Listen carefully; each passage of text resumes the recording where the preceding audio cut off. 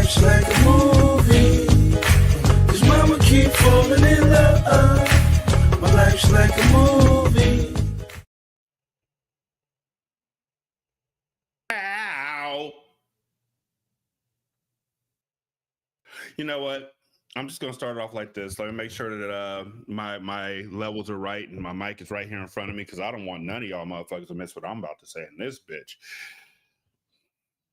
You know, the 80s really did a great job. The movies of the 80s really did a great job making it seem like New York smelled like piss all the fucking time.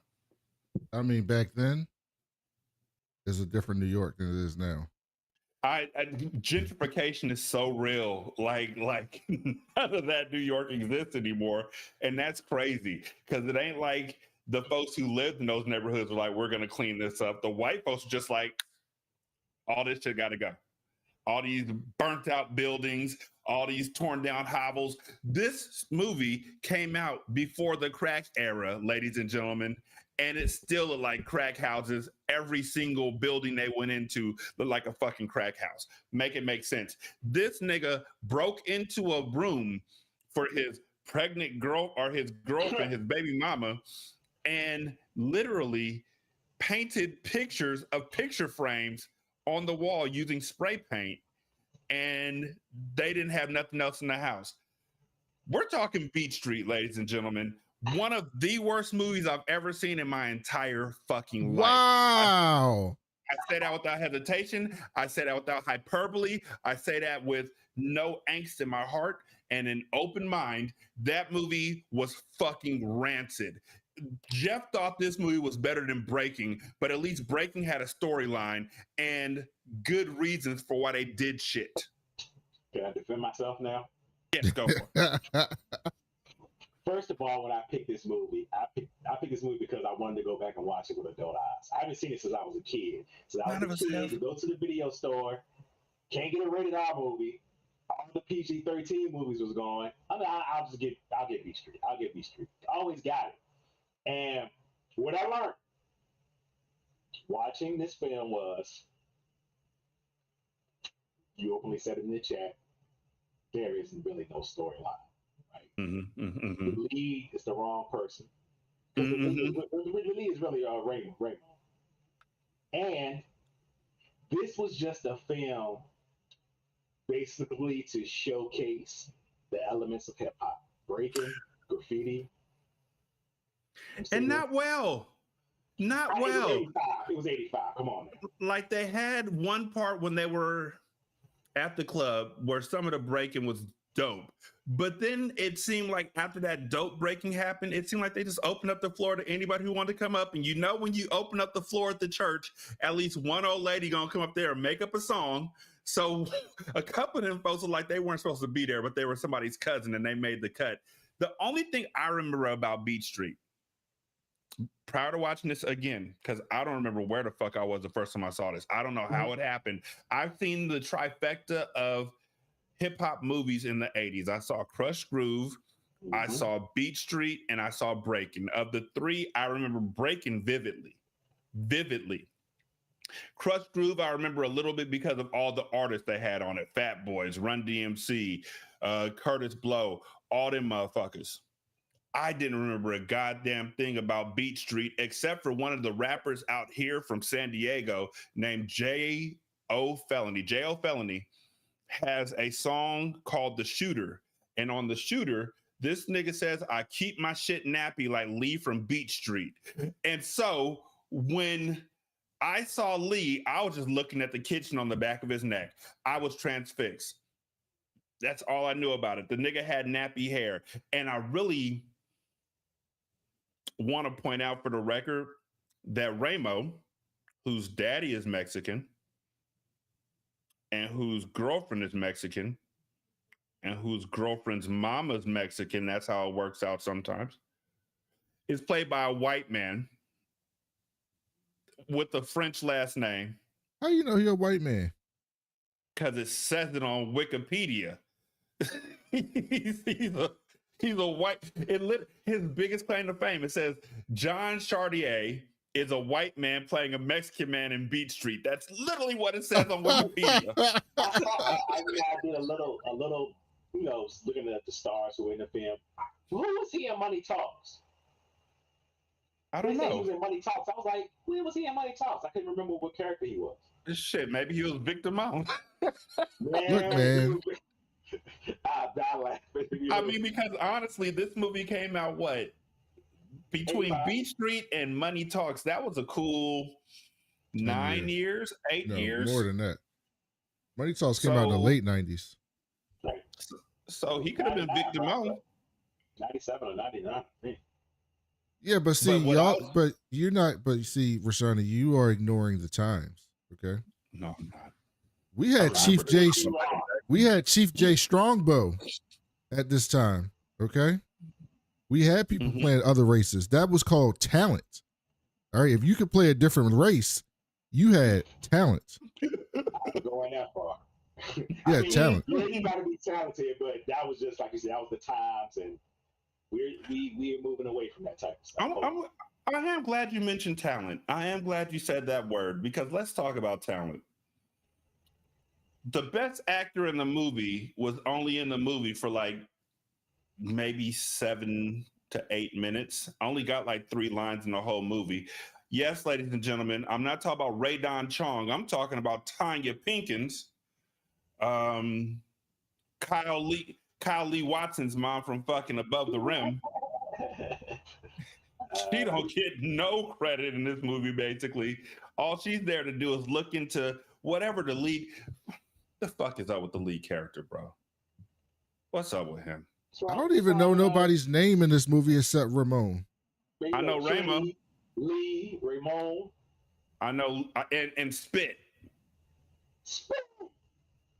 Spit. So the 2 things I knew about this movie, the 2 things I remember, because again, I don't know where the fuck I was when my parents watched this movie. I don't know how I got a chance to watch this movie, but I watched it. The 2 things I remember was Lee's nappy ass hair and Ramo dying, fighting against Spit. But I didn't remember how the fight happened. And so that was one thing I was really interested in was how does this happen? How does it come about? How does this nigga die? Ramo brought that shit on himself, dog. I'm not expecting you to rewatch it, right? I am not. You're not. I know you're not. But if you ever had the chance to. I have a lot of chances. It's free on Pluto. Yeah, it is. Anytime they brought up Spit, did you hear the music change, the horror music in the background? It was like, it was like Spit was like a horror villain. Every time that nigga said Spit, he said it like, it's the wall, brother. Yeah, look, Spit. You out here messing up people's tags, man. That shit ain't cool. This nigga. Oh my God, Spit. I thought Spit was gonna be some big black dude or a big Mexican motherfucker or something like that. Spit looks like fucking, what's the nigga's name who played Shaggy on the Scooby-Doo? No, yeah, played Shaggy. Matthew Lillard. Yeah, that's who. Yeah, that's who Spit looked like. I was like, this is who you died for? This is what you, like, this is it? So that was one of the most ridiculous. I can't wait till we get to that.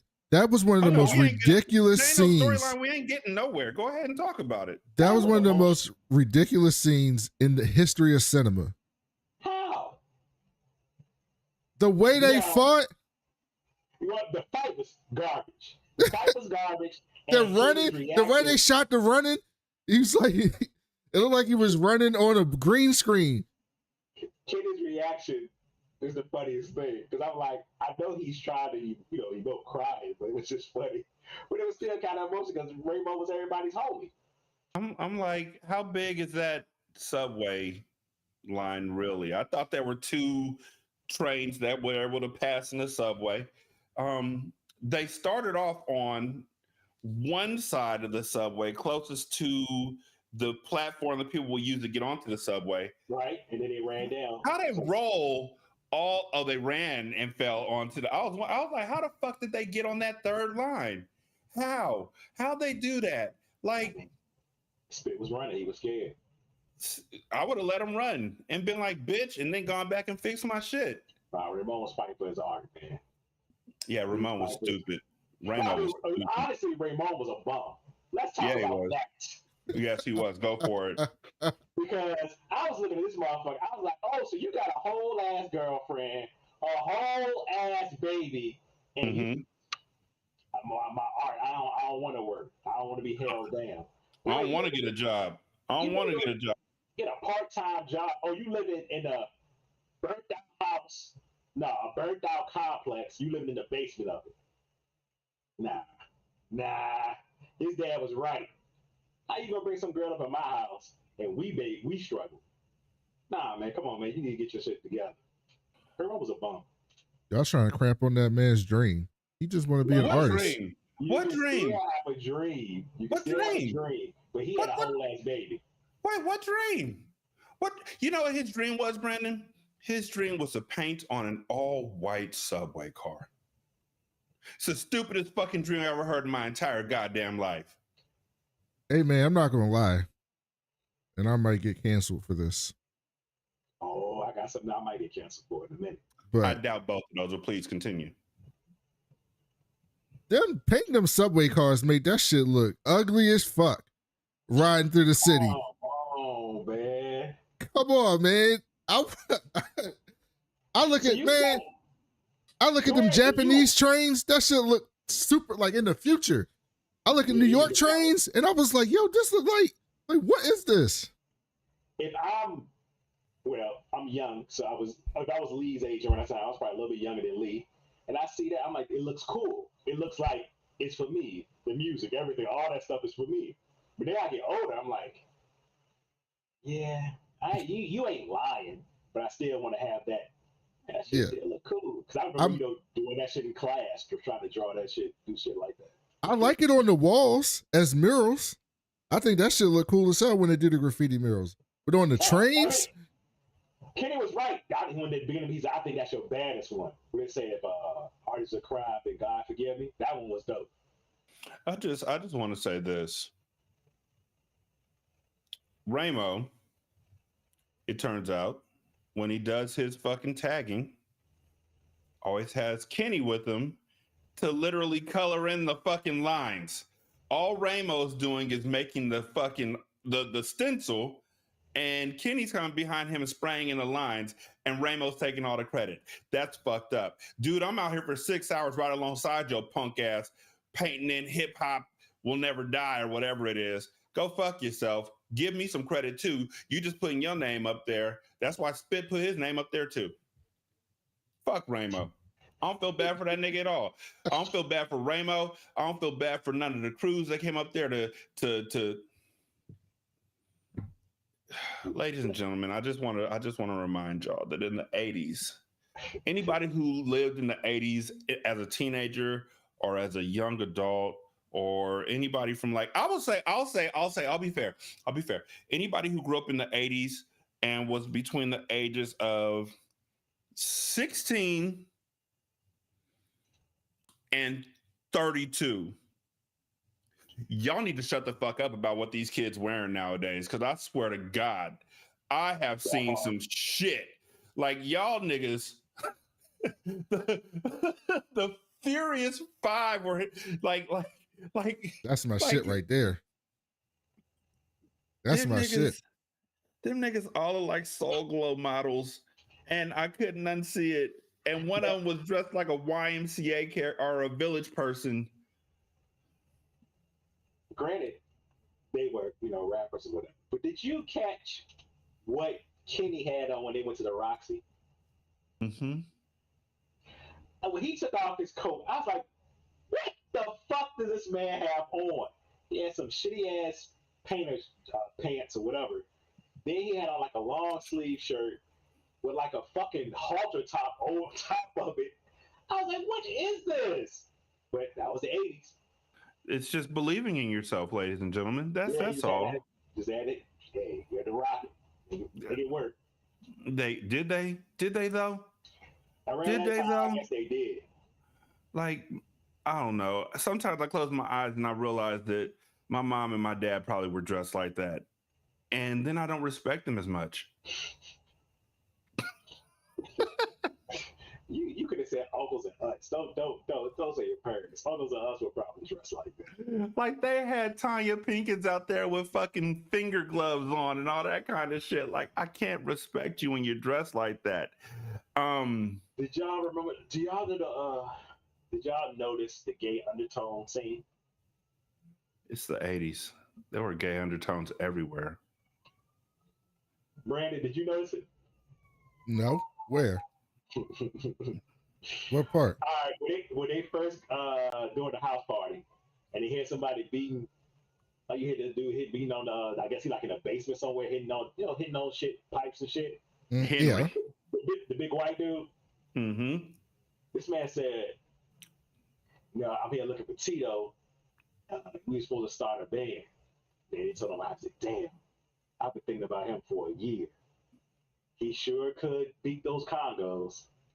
And I was just like, that's interesting. So just his facials, the way he was talking about Tito, I was like, I wonder. I could just be overanalyzing. So let's talk about this real quick. Does that motherfucker show back up he shows up somewhere in the movie later on when the Beach Street, the fuck is their name? The Beach Street Breakers. Is there really, did they really live on Beat Street? No, Beat Street's a song by Grandmaster Flash. I realize that, but these guys, they just took the name of a song and just put breakers behind it? Because that just sounds dumb as shit. Yeah. So I was like, is there really a Beat Street? Like, just like the Elm Street Breakers? Like, are y'all affiliated? But yeah, no. Henry is just playing percussion on the building pipes for no reason. Just banging on a trash can, strumming on a street light. One little voice keeps calling him.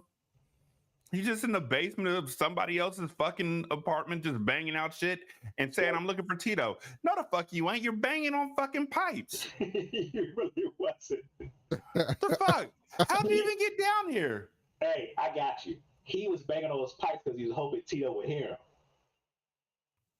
And come down and everybody stop into the conga. Like what? What did he think Tito was gonna do? Like, is this like the secret? Like, is that what he thought this was gonna be? Tito just gonna show up with the congas? I mean, hey! They were in the army, so I don't know. Maybe that's a song, man. I don't know. They go out to the club, and first of all, Lee and his dance crew weren't even invited to the hip hop dance party that they had earlier. But he's Kenny's little brother, so don't nobody give a shit. But when they show up to the club that evening, Lee's Beach Street Breakers scuffle with a rival group. That's what they call it, scuffle. Really, it was a dance battle.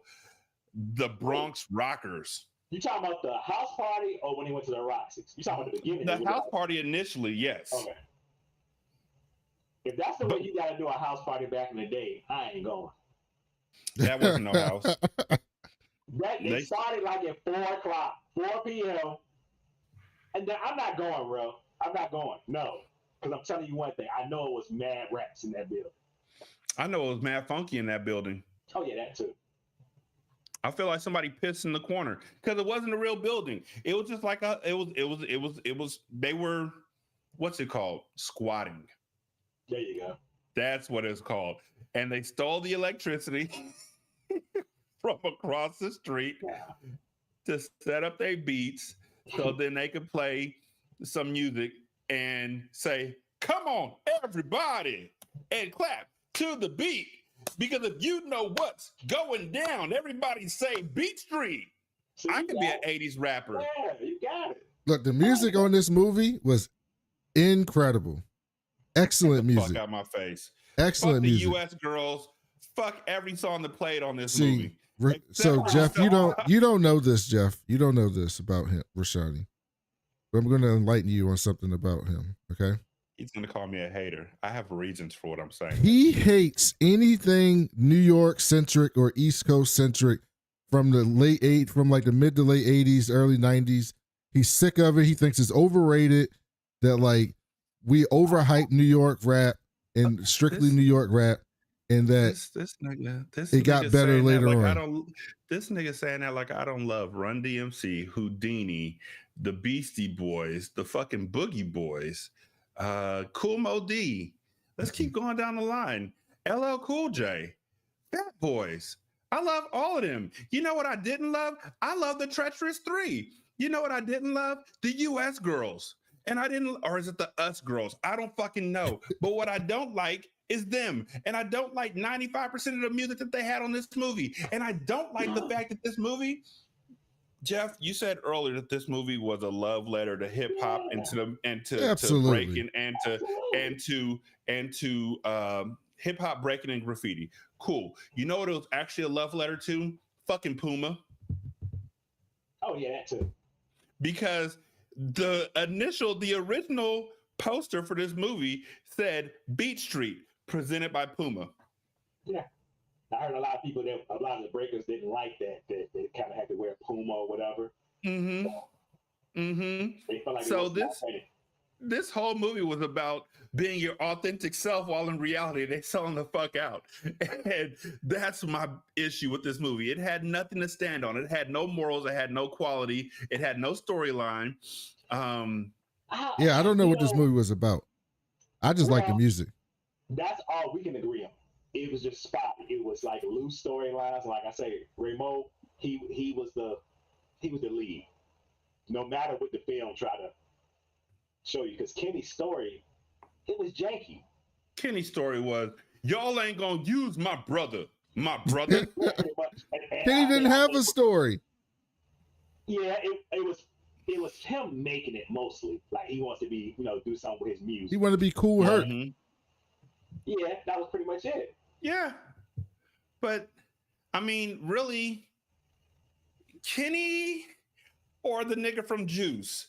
Because I felt like Kenny was just showing up at niggas' events and was just like, I'll scratch for you. And then Herc was like, all right, cool, you can come up here and you can scratch for me. And then the other nigga that was with Kenny and Lee, who I never remember his fucking name, Choli maybe? I don't fucking know. He was like, I'm gonna be your manager now that you're working with Herc, and I'm gonna strong arm a white guy into coming to watch you perform with Herc. But meanwhile, strong arm is a bit excessive. Really? If you want to see my nigga, he ain't coming here. You got to go there. And the guy said, nah, I'm good. And he said, all right, cool, Herc gonna be there. And he was like, oh, I'll be there. Yeah, exactly. He's ear hustle. So I felt like Radon Chong was the prototypical 80s black girl, programmed to give up her dreams and downplay all her stuff to uplift Kenny. What is your thoughts on her in general around this time when she was pretty much in her prime of her career? She was much better in Time Cop. I mean, I'm not going to argue with you there. Oh my God, she was much better. What was the budget? Sure I just have a crush. $4. Soul Man. I just have a crush on Ray Don Chong. 9.5 million. Okay. Oh, what? For what? That's what the budget was for this movie. To get the rappers out there, you know what? 3 of it went to Cool Herc. 3 of it went to the Treacherous 3. I don't even think they would give them no, this is the 80s. Wait. That's what I'm saying. 100,000 went to Cool Herc. 100,000 went to the Treacherous 3. 300,000 went to the fucking advisors who taught the set directors how to make graffiti. It originally had a $7.5 million budget, but they went over during filming and went up to 9.5. Some of them went to Crazy Legs. You gave Ray Don Chong probably got the most out. Probably got the biggest check, right? More than Tanya Pinkins, that's for sure. She probably got $1 million. I wouldn't have given her $1 million for this. This movie made $16,000. I'm trying to think what she was. It made $16,000. Oh no, sorry, $16 million. 16,000 tracks better. No, 16 million. So it made its money back. So look at that. It was successful. I don't feel like this was in the theater that long. Come on now. I don't feel like this was in a lot of theaters, period. It was. It was 85. This man, see Jeff, I told you he'd be hating. It ain't about hate. I get what he's saying, but you looking at it with your kind of like eyes now. At 85, I'm sure that shit was selling out all the time in New York. In New York, yes, regionally, definitely. But I feel like I don't feel like, what I'm saying is, I feel like this wasn't a nationwide type movie. Like, no, cool, New York, definitely. LA, maybe. No, maybe this wouldn't have been LA. Wait, LA didn't know nothing. Stop, nigga, please, because Breaking was out in LA. So Beach Street, Crush Groove, and Breaking all would have done gangbusters in LA. I feel like LA would have rocked it. I feel like San Francisco would have rocked it. I feel like New York would have rocked it, and Chicago and all the urban areas. Yes. But I don't see it being a big nationwide, you know what I'm saying, release. It's for us. It's not it's for us. It's strictly. So for it to do over its budget is crazy work to me. That's all I'm saying. I mean, we gotta stop just throwing Breaking. You gotta throw Breaking to Electric Boogaloo in there too. Man, we don't talk about that one. Why not? Hey, you bet you could agree with this. Breaking to Electric Boogaloo had a storyline at least. They were trying to say miracles. It did. What was going on? And Breaking to Electric Boogaloo did bring Din Dada to light, which I definitely appreciate. But it's not superior to the first one, so I don't even, Oh no, but I don't think it deserves the. Oh no, it doesn't. It doesn't get any hate from me at all. But it's some people treat it. It's Breaking 2 is on my You Got Served list, where I can fast forward to the end, and the best part is there, so I can peek into the room while I'm cleaning the house and see where it is on TV. And know that as long as I make it to the end, I'm good. Wait. Hold on. You forward through You Got Served? Yeah, to the last dance scene where they're playing Pump It Up. It's too much funny things that happen to You Got Served. Well, yeah, no, there's a tremendous amount of hilarity that happen, but I mean, let's not call it the You Got Served, but You Got Served is in that same list. It's the 8 Mile. It's the 8 Mile Award. Okay. Where if I see the last part of it, I'm satisfied. I don't need to see the whole movie to be satisfied. I can literally go on YouTube and watch the last 7 minutes and be happy. That's fair. And that's how I feel about Breaking 2, because that's when they're doing like the big dance scenes.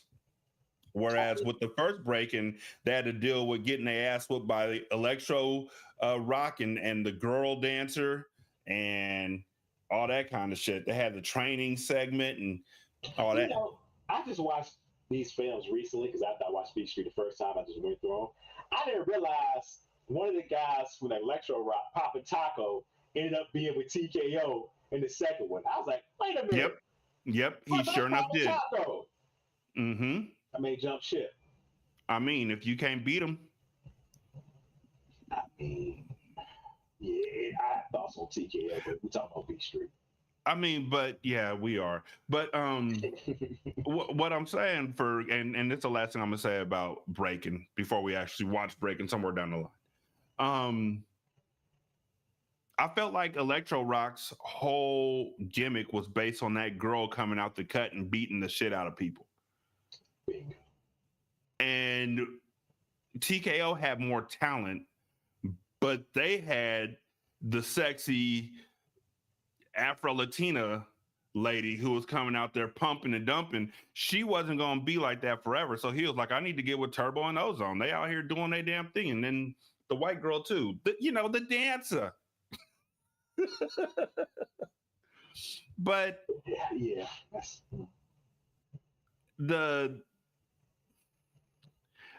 This movie didn't move me at all. The only thing that moved me was when the Santa Claus rap came on. Santa Claus rap. Yeah. That was the one thing that I was like, okay, this is something. Like, I enjoy this. But everything else, just like, why am I watching this? Like, why am I suffering? Someone else suffer with me. But since we're here and we have the footage of it, Brandon, let's go ahead and check out these guys doing black screen, I guess, with the Santa Claus rap. All right, keep talking. Okay, I'll keep talking. Shit, that nigga's teeth were fucked up. But that was Kumo D, right? Nah, was it? I think I it didn't was. think that was Cool Mo D. I know he had a part in this film, but I didn't think that was the part that they had given him. Not with those teeth. Let me see. Yeah, John Chartier. Now that I look at him as an adult, I can picture him being in some of these other movies. Like what's that movie called? Boiler Room. I know he wasn't in Boiler Room, but he looks like the dad from Boiler Room who was mad because his son was running the casino out the basement. Ooh. Also, DJ Jazzy J was in this movie, but not really. But Dougie Fresh was on it. Kadeem Hardison got his scene cut. Mm-hmm.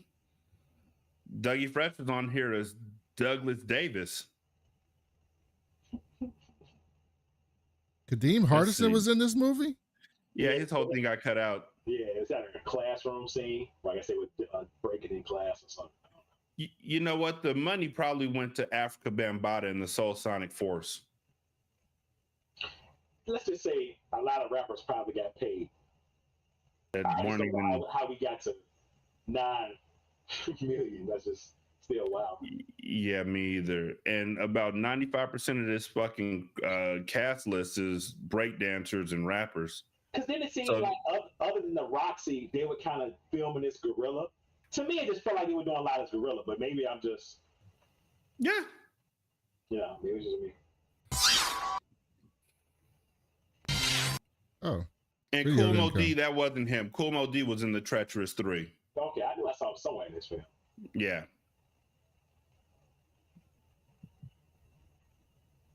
Hold on. Keep going. The movie messed up on the replay. This is live. I mean, I wouldn't have wanted to be the nigga doing this Santa Claus rap if I'm actually already established. Man, how much you paying? Obviously not more than $9 million. And I know how egos were back then, so yeah, you probably right. Look at them outfits. Look at them outfits. That's the 80s, ladies and gentlemen. And I still don't know what's going on with the nigga in the corner wearing the yellow, but that nigga looked just like Little Mama. Hey, we got on the same hat that fucking Arnold Schwarzenegger had on in The Running Man. He got on the same hat that the nigga from Houdini got on. Oh shit! That nigga is that Cool Mo D over there on the right, looking like he about to come out and wrestle somebody? That's the outfit I would put on my characters on Create a Wrestler on WWF No Mercy. Mm-hmm. That's the Furious 5. I'd be furious too if they made me wear them outfits. That's the 80s, man. They fly. You can't tell them nothing. But they try and talk about niggas nowadays. Like, if y'all don't back your ass up.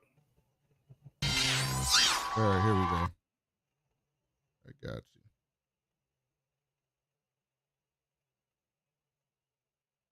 That nigga look like a cautionary tale. Whoa.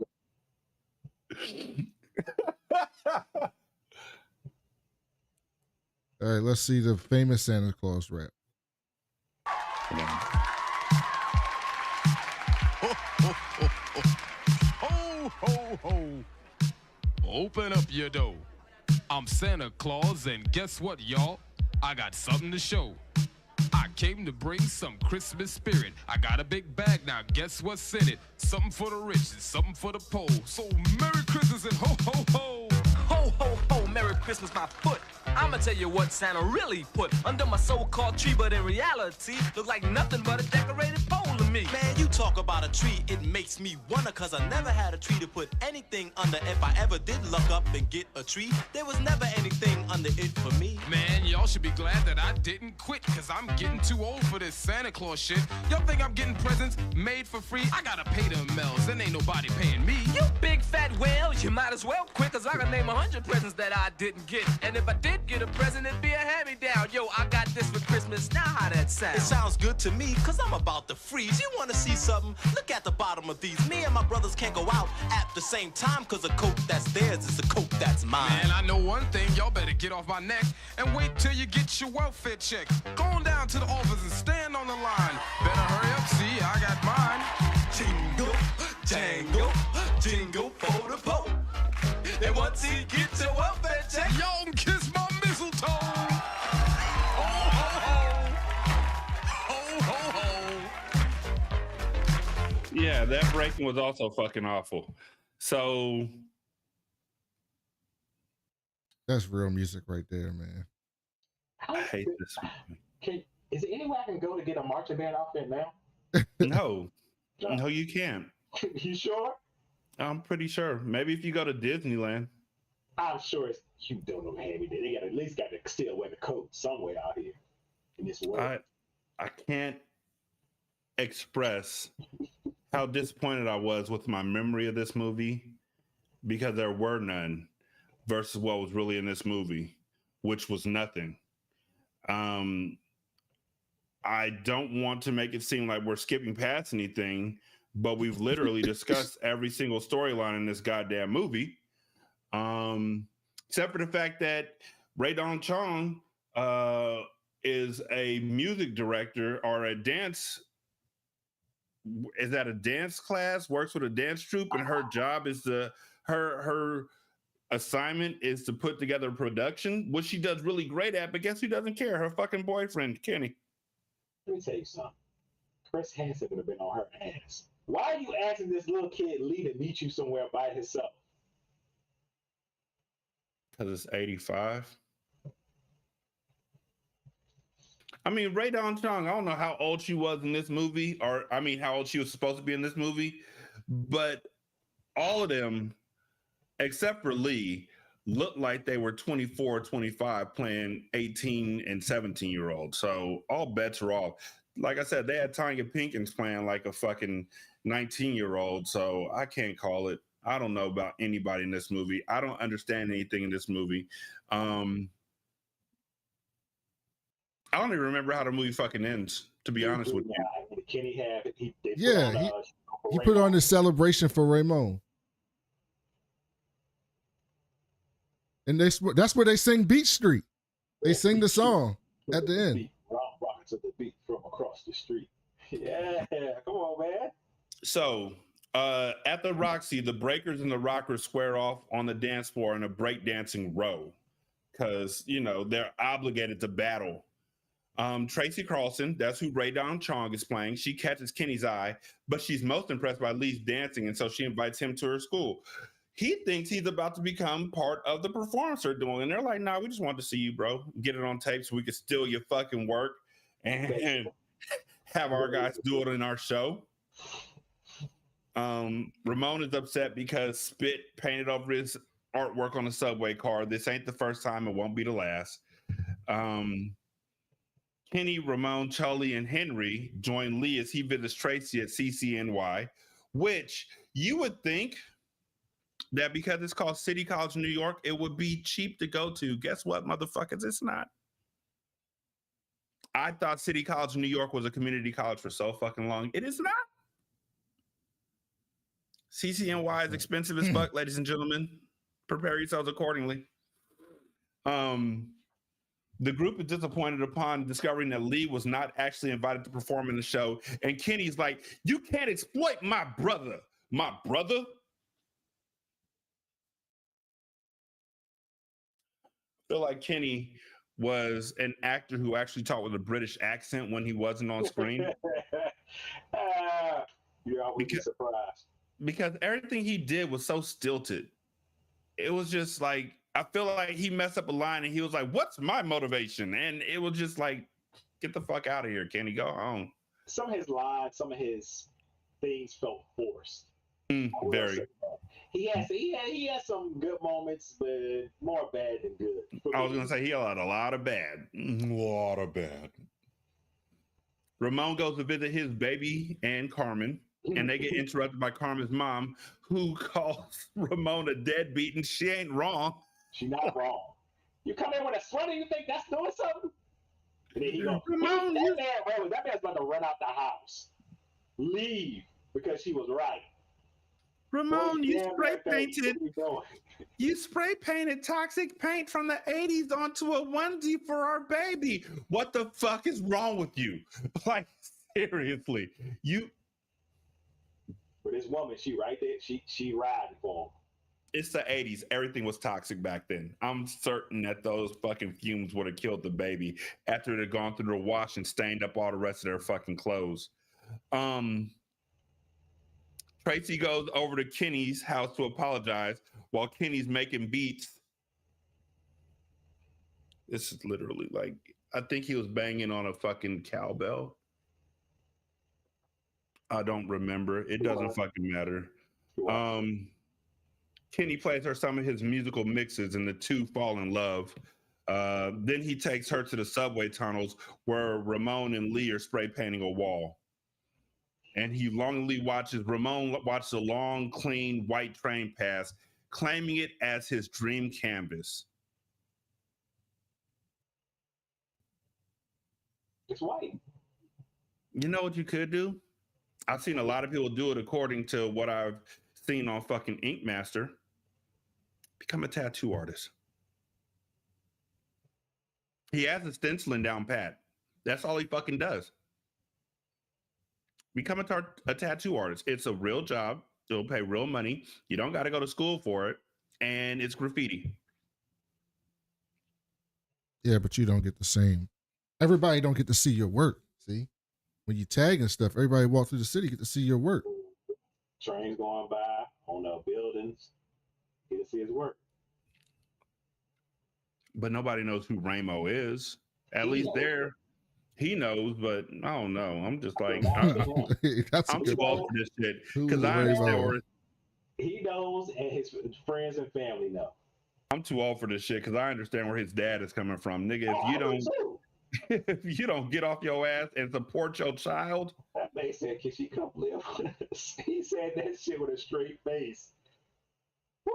After you and your father already are on rocky terms. Mm-hmm. Woo! That was bold. Mm-hmm. Later that day, Charlie informs Kenny that he has a tryout that night at the club. Tryout for what? Cool Herc is literally fucking Cool Herc. What are you trying out for?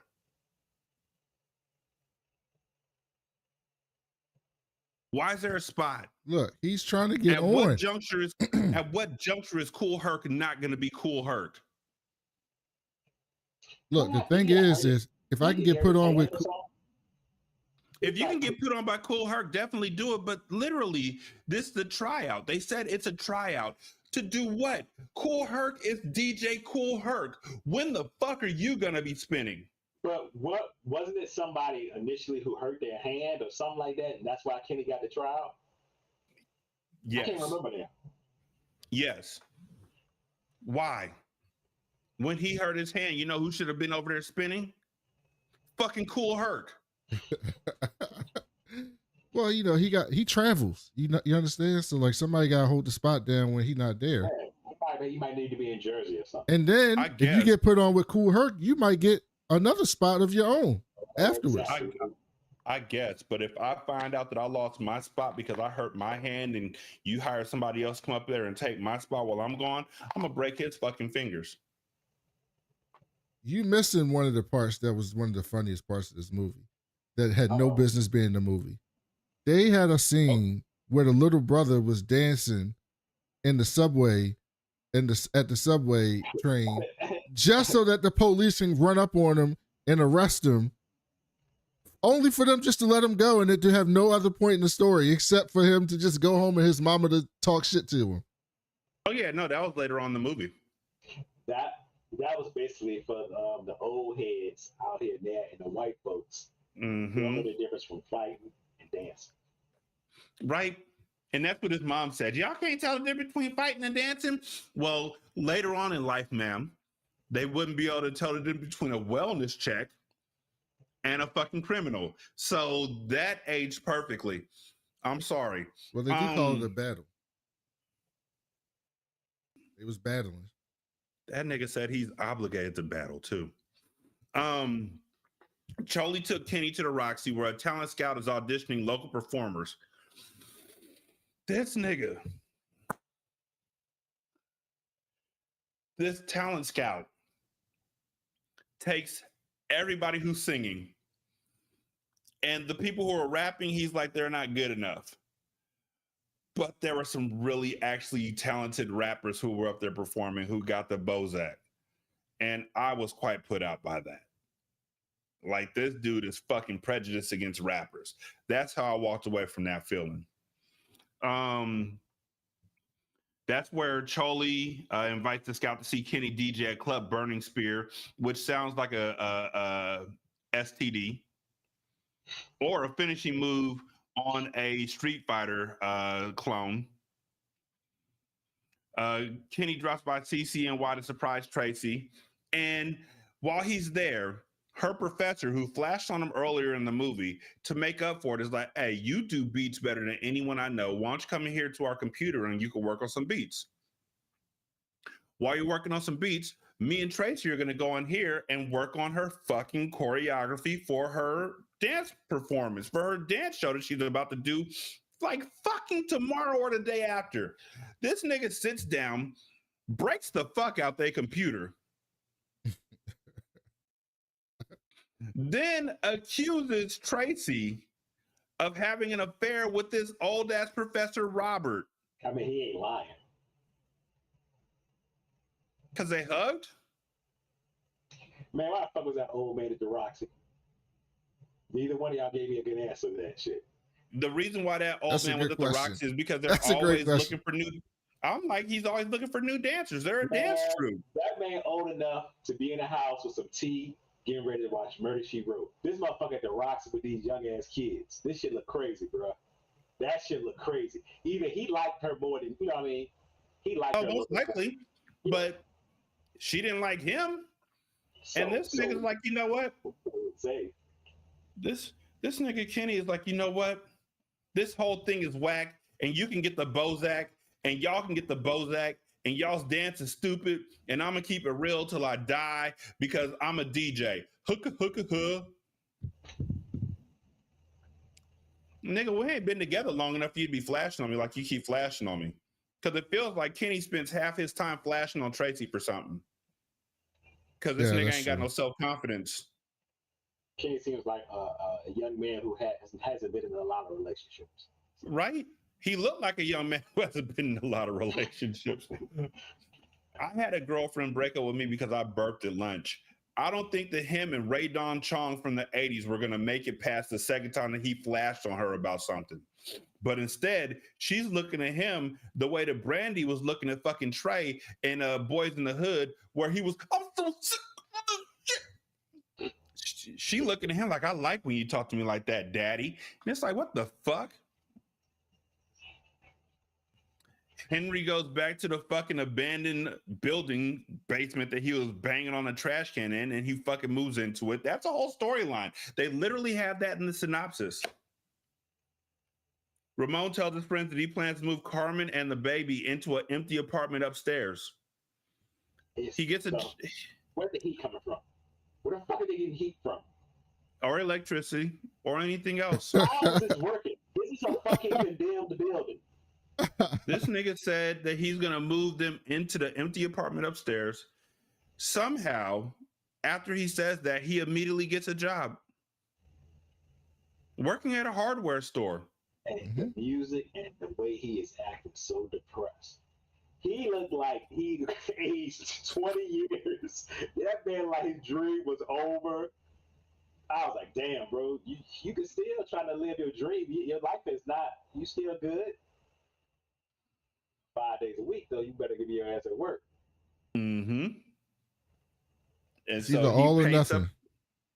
So he paints up the house. I'm like, are there neighbors? Wouldn't they call the cops? It's 1984 in New York. There's a strange group of people who are upstairs from me. I think they broke into a room. They're stomping around. I think they spray painted the walls. Help. No, I'm gonna help you out. The same place they moved Ramon into, the same place they initially had the house party in the beginning. That's what I'm Nobody lives thinking. there. There's nobody there. So they are fine until Con Ed comes by and says, "What is that damn electrical? Wait a minute, we gotta cut this off. What's going on over here?" Or if somebody want to rebuild something new there. I'm not saying Carmen is young and stupid. Uh-oh, here we go. You should stay with her parents. I'll leave it at that. I'm not saying Carmen is young and stupid, but all I'm saying is if I come to that place and I see that fucking rat hole with paint on the walls and he wants me to be impressed because he tagged up the walls, I'm insulted. Nigga, where the fuck is the heat? You can't be insulted because he told her, "I got no place to go. I'll go anywhere with you." And she went. Yeah. That's real love right there. Is it though? She allowed him. Yes, because she was fine staying at home with her family. Mm-hmm. She was just fine staying there. And you know what? She had to move right the fuck back because Ramo died on the third rail. That part. That part. Yeah. You're right. Grand opening, grand closing. Like, they had a good week. Listen, man, I love my spouse very much. I love my wife very much. I can't imagine how angry I would be if I found out my wife died chasing somebody who erased their graffiti paint on the wall and died on the subway track in the middle of the fucking day. first of all, that's a really specific way for your wife to die. I don't think she's going That's out what like happened? that. Secondly, you got to understand, it wasn't just anybody. It was Spit. It was Spit. It was the villain of the movie. That's the villain of the movie, is a skinny white dude named Spit. And also, too, his art meant everything to him. Also, nobody mourned Spit. Spit. More than Carmen. He spent more time with his art than he did with his girl. Brandon, yes. You just didn't see I'm pretty sure he had a gang of people crying. I mean, the worst, he's the villain because he overwrites people's people's graffiti. And that's so bad that nobody mourns him when he dies. If you ever see what's the movie called Wild Style, there was really a guy that was doing that on tags. So they just took from that, made up Spit. Yeah, here we are. Yeah, but that's not bad enough to have nobody care about you dying. I'm sure off screen some people, the homies, were upset about Spit. They weren't upset about Spit. You sure? I don't think anybody cared about Spit at all in that situation. Spit had somebody. He had a friend out there somewhere. I don't think I couldn't tell. You think Spit was the only one out there just going over people's tags? I think he's probably the best at it. He was the best at it. I'm sure. Yeah, I think he lied about what happened. Yo, Spit, man, he killed Ramon. Man, he killed Ramon. It was he threw him on the subway tracks and electrocuted him. No, absolutely not. Yeah, I'm sorry. I'm sorry, Jeff. To circle. This movie came out at the same goddamn time as Ghostbusters and Gremlins. I mean, they didn't stand a chance. There's no way this movie should have made $16 million if my parents, who aren't white and who aren't the best people in the world, but they're pretty dope, had a choice between going to see Beach Street, Ghostbusters, or Gremlins, and they knew they were going to movie hop into at least one other movie, there's still not an inkling chance in hell that they would go see Beach Street in the movie theater. This is New York, man. You and your friends, hey, Mom, I want to go see Beach Street. Can I go with whoever? Sure. I'll take y'all there. Maybe their parents can pick you up. Simple. Yeah. And if you grew up in New York when this shit was blowing up. New York, we're talking about nationwide, Brandon. Yeah, but you got to understand, in the 80s, You can make or break a movie just in New York. Just in New York. You made people were in New York City. New York was the place where you could just go down to Times Square and go catch a porno. I was gonna say New York, with the New York from the 80s that I saw in this movie, like that was an adult movie, insert tokens placed on every corner. Okay, what's not worse? Movie theaters, What's but worse? porn shops. Yes, sir. 80s New York or 90s Detroit? RoboCop Detroit. That's much worse.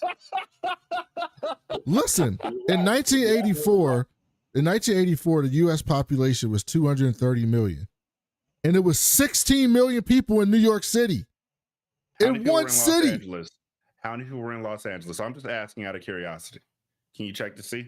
Los Angeles population 1984. We are talking 3 million. Damn. So it's 16 million people in New York in 1984. You can make or break a movie just by New York going out to see you. And it only made $16 million. Only? It made his money back. Yeah. And more. This film. Yeah. I know. So, Kenny impressed the talent scout at the Burning Spear, who invites him to DJ at the Roxy. The next day is when the Breakers, the Beach Street Breakers, and the Rockers engage in a dance-off in a subway station, and Lee gets arrested. They're lucky nobody did a fucking windmill onto the third rail. Meanwhile, this is where Tracy arranged for Kenny to use the college's computerized studio while she's working with Robert at a nearby piano. That's all that happens. Kenny accidentally deletes all his work. And then when Robert and Tracy try and help him, he's like, no, fuck this. We're from two different worlds, and we might be too busy to continue seeing each other. What the fuck? He was embarrassed. I'm not that embarrassed. Dude, look at you and then look at Ray Don Chong. Then look at yourself again, just in case you missed something, because it ain't much. Bro, he was embarrassed. That's all that was. Felt out of place. And he was so used to making music his way. With fucking cowbells. Later, Kenny and Lee's mom goes and picks Lee up at the police station and defends her son because the white cop is talking to him like, don't make that mistake again. And she's like, nigga, they were dancing. He's got a real smart mouth. He used to watch their attitude. They were dancing, officer. That's her whole part in the movie. Like, they were dancing. Tracy conducts a premiere of her dance competition at the college later on that evening. And while waiting for a train with Ramon, Kenny worries that he made a mistake with Tracy. You think? Cooler heads prevailed, and you're like, you know what? I might have given up the only cute girl that I'll ever meet in my entire life, because look at my hairstyle. Fucking look at it. I mean, just the whole Kenny persona. Yeah. Look at my whole persona. Look at me. I was laying in the bunk bed with my brother. I'm out here nickel and diamond. I don't know, man. I guess. I look like a mix between Raj from Beach Street and fucking JJ from Good Times. I'll say this though. Every time I watch movies like Raj this, from What's Happening, yeah, and What's JJ Happening. from Good Times. Every time I watch movies like this, I just think I feel like such a boomer. I'm like, people used to go outside, man. You have to have stuff to do. It just seems so different now. Stuff to do. No, Brandon, I love you. I love you, Brandon. Let's make that clear. Let's make that extremely clear. They didn't go outside because they had stuff to do outside. They went outside in 1984 New York because in this dystopian hellhole that they lived in, they didn't have no fucking heat indoors. I don't know how many people in this movie were homeless, but it seemed like a lot. Like Kenny had a home. Yeah, he had a nice little brownstone. Yes. But look. Kenny and Lee had a home. If I'm not mistaken, Choli was sleeping on their floor as well. Choli was just a friend. That makes him homeless. Ramon was homeless. Henry was homeless. We know Henry was homeless. Spit might have been homeless. Did you see his face? Yeah. Mm-hmm. How the fuck are they affording paint anyway? Do I have to answer that? They weren't affording it. They're stealing it. You saw Juice and they were stealing records, so of course they stealing it. So why? Look. So does that mean that Ramon went to the one hardware store in the neighborhood and got a job? If it's the one hardware store in the neighborhood in '84, you know what they sold at that hardware store? Spray paint. There's a really good chance that Ramon was stealing from the place that he went back to and applied for a job at. No, there's a really good chance, bro. Ramon dumbass was like, "Oh, you don't even have to give me a check. Just get some of these spray paint." Right? Pay me in spray paint. I'm serious when I say that too. Pay me in spray paint. I can definitely see it. Ramon looked stupid. And it might have been the hairstyle. There were a lot of stupid haircuts in this movie. Feathered fucking hairstyles. But still. It was the 80s, bro. I don't give a fuck. You don't get nostalgic for this? Why the fuck would I do that? It just looked like a great time, man. For who? For what? These motherfuckers are poor. These motherfuckers are poor. Nigga, living every single in building they showed in this movie looked like it was a backdrop from Gears of War. Yes, that's what New York looked like, and they was still having fun. They was having a good time. You know why they were despite having a the good squalor time? around them. You know what I like about right now, Brandon? The lack of squalor around me. I'd rather not go outside and have to dodge around fucking heaps of trash and rubble and rats who are eating a frozen person who was homeless. I don't want to have to deal with fucking dance battles where the cops will come down and zip guns and all that kind of shit. And plus, this was still 1 year before the crack era hit. I don't want to be back in that time. The early time of the crack era was one of the worst things I've ever lived through in my entire life in California. How do you think it was in New York, where it was already destitute? If Ramon was alive, I could see him getting involved in that era too. So I could see him being a crackhead. he was not too bright. I was gonna leave it at that. I could see him smoking crack immediately after finding out the spit painted over another one of his fucking art pieces. I know. Okay, we all know you don't like the movie, right? But can you at least somewhat admit there is a charm to the movie? There is a charm to the movie. Okay. It's the same charm that I feel when I watch movies like Roll Bounce or let me see what else. There's movies that don't really have an overarching point except to make you feel something in what you're watching. And there were moments like the Santa Claus rap where I felt something. But then I watched the fucking dance routine that Tracy had for her dance composition, and I didn't feel anything. It's just like white people in blackface jumping around. Oh, because we really look at that. If you really watch that scene, there's a lot of people. They're getting by, but they're getting by. I'll just leave it at that. I'm just nostalgic for that era of hip hop. Like I love early mid 80s hip hop. So watching this movie just was like glory to me. Glory. So you really enjoyed this shit?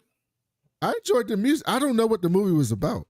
I have no idea what the movie was about. I watched it and I don't know what it was about. Here's my last question. Did Spit fucking follow Ramon to that train? And how long was he hiding? Because I feel like that artwork took like hours. I've tried to. It had to take hours. He was a horror villain. He was like Michael Myers. He just popped up. He probably knew eventually a tagger was gonna get to that white train. So he was quiet. He was somewhere watching.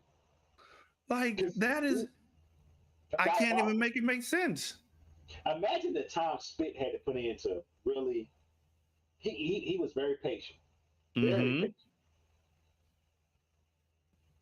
Not too smart, because he did it right there on the other side. I'm like, bro, you was gonna wait till they pack up and leave, not go on the other side. So Spit had no patience and tagged up the side, and they were like, "Do you hear something?" Came around and watched him putting his name over and over again. That's his whole art style, just spit, spit, spit. He's like Banksy. He's no wacky D. Ramon chases them. They fight. They roll into the third rail. They fucking die. They both die. Ramon! That's what he did. I mean, Also, his ass was on the track too. Why he didn't get electrocuted? because he did Right. on the other side. He was running, but he wasn't close enough to where I guess the electricity here was. But that's what I'm curious about. Is the electricity only for that one rail? It was all the way up against the wall. How does the track that's going the opposite direction get electricity? Is there another third rail up against the platform side? Let's just Like, say. I don't understand how subways work, and it didn't make sense to me, but I was like, nah. But so they have a funeral. I don't know how they paid for it. Kind of celebration. I don't know how they paid for that either. And I definitely don't know how they paid for Grandmaster Melly Mel and the Furious Five and 25 fucking break dancers. And the They did that because they like Ramon. Wait. I don't get the fuck out of my face. Melly Mel and the Furious Five and 25 break dancers and the City College dancers and a Bronx gospel choir aren't going to show up because they like Ramon. Yeah. Yes, they did. That's why they came. That's why they came. That's how much he meant to what hip hop was. He was the man when it came to graffiti, and everybody, people loved his work. A Bronx gospel choir. Look, why do you think his girlfriend was sitting there in awe? She's like, "Whoa, all these people out here for him, and I'm just sitting here hurt." That's right. That's exactly right. Like, He was a pillar of the community. His father realizing, like, oh, this is what my son was doing out here. Maybe I should have handled things a little bit different. Mm-hmm. No, he handled things perfectly. No, that nigga was a bum. Listen, we always would agree he was a bum. There's no argument there. But I'm just saying, his father thinking, maybe I should have, did something different. Not like, oh yeah, she come live with us, but just some things different. That nigga is just like Sylvester Stallone said to fucking Paulie, "You're a lazy, worthless bum." Ramon told these motherfuckers he got a job, but he's mad because he can't get out there and tag up shit no more. I gotta do work, man. I can't go out and play with y'all because I got a job. Listen, when you turn 28, 30, you kind of upset you can't hang out with the homies no more. Nigga, wear a condom. That's really the moral of the story. If you don't want to have to get a job, wear a condom. Then you can break up with Karma whenever you want. That's what Kenny did to Tracy. I don't think she was leaving him even if they didn't have a kid. She was a rider. Seriously, she was a rider. She was just like Tracy. I just, want to support you however I can. You know what I found out while I was watching this movie? There was another movie that came out called Rappin'. That Mario Van Peebles starred in. It's an abomination. Wait, what? It's an abomination. Don't watch that movie. Oh, I never will. But Eric LaSalle and Mario Van Peebles are rapping, and that's all I needed to see. I'm done with the rest of it. I never heard of this movie. So. Just watch. You know what? I'll make it easier. Just watch some clips on YouTube. No, I'm good. I don't need to do that either. So in the 80s, Crush Groove came out. The Last Dragon came out. Clue the movie came out. Sunset Strip, Pale Rider, Legend, The Battle of Ender, Freddy's Revenge, A Nightmare on Elm Street 2. Let's see. Red Sonja. And Once Bitten, Twice Shy. The Goonies. and Beat Street. Oh, also, sorry, Friday the 13th, Part 5, Return to Oz, Silver Bullet, Cat's Eye, St. Elmo's Fire, and Beat Street. You know, It belongs. St. Elmo's Fire. I think I seen that like maybe 2 or 3 years ago for the first time. I was like, oh, this is y'all. Okay, I get it. This is like an adult breakfast club. Yeah, pretty much. Commando came out in 85. Rocky 4 came out in 85. And Beat Street. Just one of the guys came out in 85. 85 had some good movies. And Beat Street. Again, 85 had some good movies. That's right. There you go, Jeff. I'm not saying Beat Street is good. But I think the kid in me still wants to hold it up somewhat. But after watching it, man, I'm kind of like, The Legend of Billie Jean, Desperately Seeking Susan, Purple Motherfucking Rain. Say it with me, and Beat Street. Is Purple Rain a good movie though? Just wait, we'll be watching it, and no, it isn't. wait a minute. You never seen Purple Rain? But no, I have. I was saying that's not a good movie. He's acting like he's naming good movies. No, I'm not. I'm just saying Purple Rain came out, and that one at least has iconic scenes because Morris Day does everything he can to chew the scenery. Yeah. He does something. Weird Science came out in 85. Pee-wee's Big Adventure came out in 85. Fletch came out in 85. Bruce's Millions came out in 85. And Beat Street. 85 was dope. This was better than Weird Science. What? Get the fuck out of my face. That's not better than Weird Science. I think you're mixing Weird Science and Real Genius up because I know you didn't like Real Genius. Real Genius was the one we watched with Val Kilmer. Oh, Real Genius. Okay. Weird Science was the one where they created Kelly LeBrock. You really didn't like Weird Science? No, he didn't like Real Genius. He felt like it was inside baseball type shit. I don't love it, but I don't dislike it. Teen Wolf Part 2 came out in 85. We won't talk about Part 2. Let's stick with No, I'm sorry. Teen Wolf Part 1 came out in 85. I was like, who the fuck is Jason Bateman? And I'm like, I'm just glad his career landed on his feet. Back to the Motherfucking Future came out in 85 and Beat Street. 85, man. 85 was dope. 85, what can I say? So yeah, the story of this movie was that there was no story to this movie. Just Ramo. It was Ramo's story. But it was the Ramo story. The film shows you his Ramo story, but somehow Kenny is the lead. And this is like, he ain't doing shit. He did nothing. Except for get mad at Tracy and run off a good woman and then be like, you know what? I ran off a good woman. He was probably singing at the liquor store about what could have been. All right. Brandon, what movie we doing next? You said that you had a choice of 3, so what's the one? None of those, because the one that I was going to pick is not coming out on streaming until October 31st, so we'll do that as my next pick. Was it Undercover Brother? Because that's everywhere. No, it was How to Be a Player.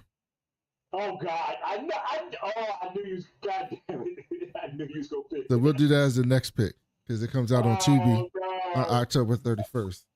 But because I care, see, I was thinking, Jeff picked the 80s movie, Rashanii picked the 90s movie, so I was going to pick a 2000s movie. But then I was like, you know what?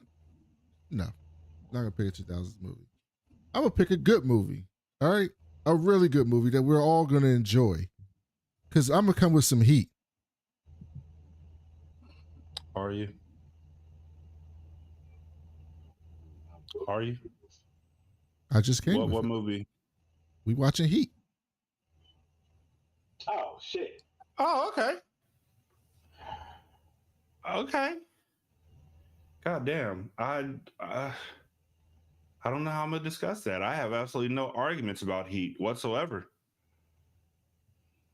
God damn. Okay. It's a fantastic flick. It is. Fuck. It was going to either be Heat or American Psycho. I chose Heat. Okay. Good choice. I like it. We're doing I'm Heat mad at next it week. whatsoever. But the next time around, you already know it's How to Be a Player because it comes out October 31st. Well, I can warn you. Have you seen that movie before? Yes. Oh, so you just like it. It's a lot of pretty women in it, but That's about it. it's got a storyline like Beat Street. Because sorry, Bill Bellamy, ladies man. Bill Bellamy. Did we do? Fastlane. Hold on. Did we do Ladies Man on Hindsight? No, we have not. Oh, we haven't done the Ladies Man. No, we have not. St. Meadows cooking these days. That's tough. I thought we did that on Hindsight. I took that. I had that crossed out on my list. No, we haven't done it yet. Nah, we'll get to Ladies Man later. We're gonna do Heat. Okay, so we're gonna do Heat on the next episode, ladies and gentlemen. And then after we do Heat, we're circling right back around to me, and y'all better fucking prepare yourselves accordingly. Okay. Jeff is on Twitter at Jeff vs. the World. Brandon's on Twitter at that cool black nerd, black is spelled B-O-K. I am on Twitter at Ratchet Book Club. And the show's on Twitter at Hindsight Movie Reviews. And I'm pretty sure the review is REVUES. You can email the show at hindsightmoviereviews@gmail.com. You can leave a review for the show on Spotify. It takes like 13 seconds. You can also leave a review for the show on Podchaser. Copy and paste that into the Good Pods app, and then copy and paste that into the Apple Podcast app. And you could donate to the show on patreon.com/singlesimulcast or on buymeacoffee.com/SScast. Or on the Good Pods app, you can leave a tip in the tip jar. Thank y'all for listening. We greatly do appreciate it. Y'all be good. We're going to holler at you later. Peace. Peace.